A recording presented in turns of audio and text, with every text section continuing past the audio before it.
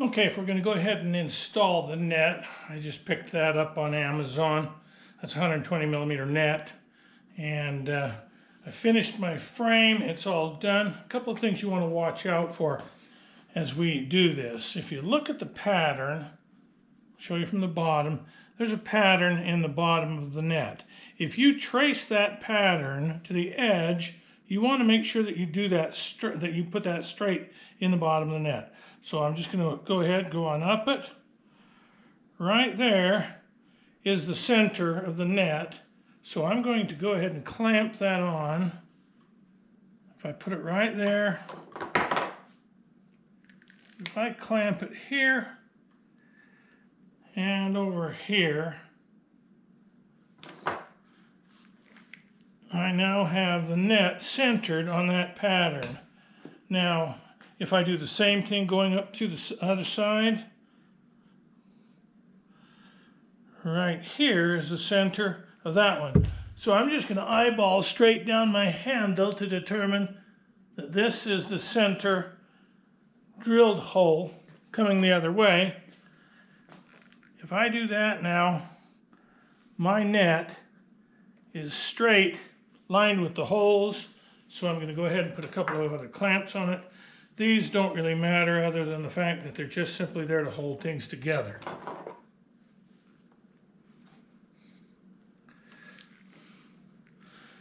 All right, now it looks pattern-wise the way it's at. We're going to have to do a little stretching. Okay, so the next thing we're going to do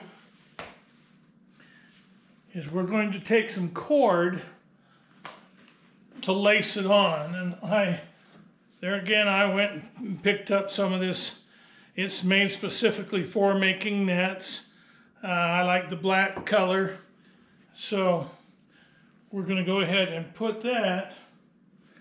We're going to send the very first one through.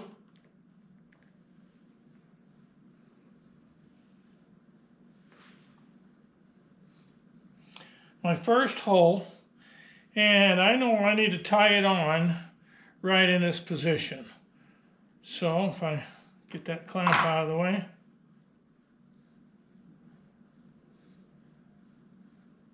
And draw it tight. Now, one of the things that you have to remember on this is that there's a pattern on the net. You want to get your knot rotated properly so as it pulls in, it's going to keep the pattern still on the net. And also, you want to trim off your tabs.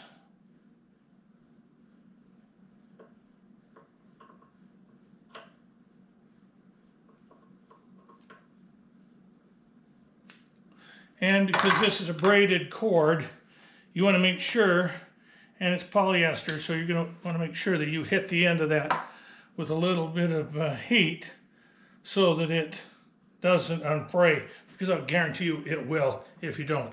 Now the way I'm going to do this, I'm going to go ahead and put right over the top of the last one that I did.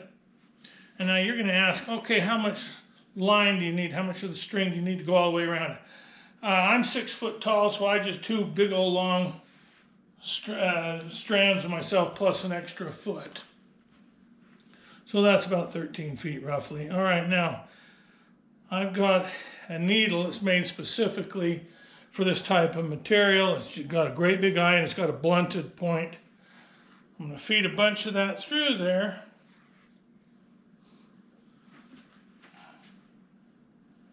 And then I start actually weaving the net. And you want to set a pattern here, because whatever you do now is going to proceed all the way around. This is the top of my net. I want the net in the bottom. Don't make the mistake of getting your net flipped over and getting your pattern in there. I've actually printed, measuring on these with my 3D printer. I've got a ruler sit there, so I don't want to mess that up. Okay, now, also, my pattern. I went over the top and under the net itself. And you want to make sure that you tighten that, but not over tighten. So just pull it snug and move your clamp. You should be able to lace this in about 10 minutes.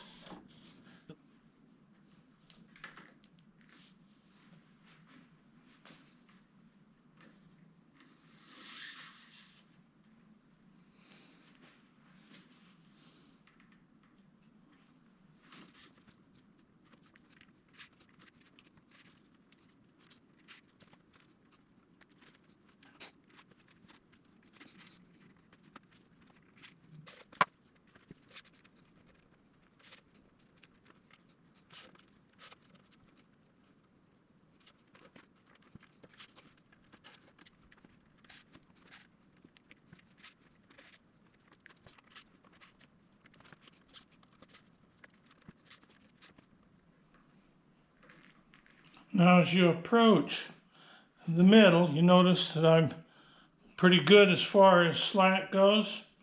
I'm just going to continue on around. There's nothing big about that other than it just gives you an idea where you're at and how you'll come on the actual end of the thing.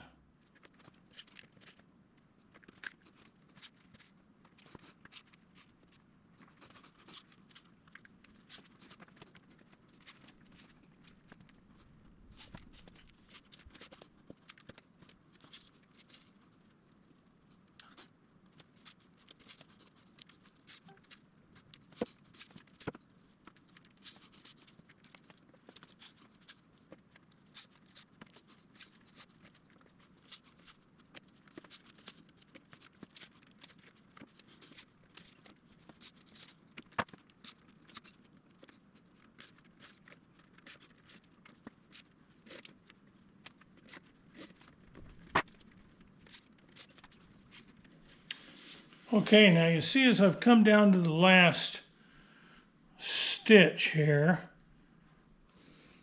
I've got just a little bit of slack left in the end, about the same amount that I've had in all the others.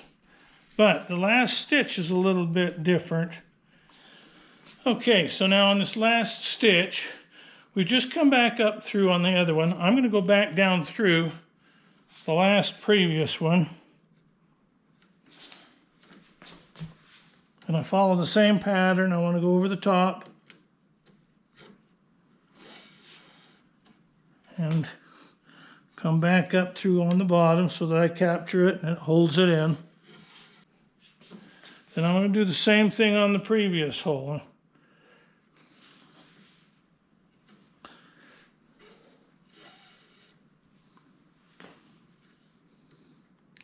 Well, what this does, I'm filling up the hole, getting it tighter and tighter as it goes down through there. And now I'm going to catch the previous loop right here. And I'm going to tie off onto it. Just put your knot in it like that. See if you can pull it tight.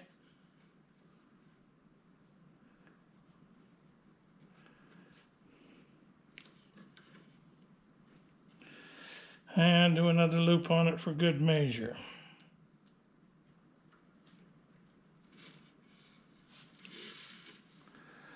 Okay, now I've got my knot in there. Now the only other thing I've got left to do, snip it off. And as I reminded you earlier, you got to hit that just barely with a little bit of heat. And I didn't get that one quite as tight as I could have, should have, and would have. But there's another net, and you can see what it does on the outside. As long as you keep that pattern tight, like I did with the clamps there. You can also see the end here. I'm a little bit not quite centered, but I'm really, really close. Hey, thanks for watching.